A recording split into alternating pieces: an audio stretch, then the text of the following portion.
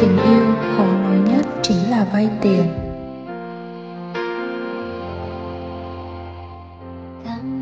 Chồng à, chồng có thể cho vợ vay một chút tiền được không? Được.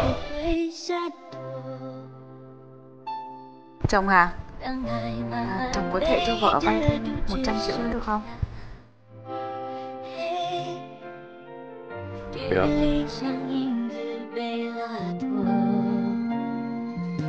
Chồng à, vậy Đợi một chút. thực ra em vay. Em đừng có nói từ vay nữa được không? Chúng ta chuẩn bị kết hôn tới nơi rồi. Của anh cũng là của em. Anh tin tưởng ở em mà.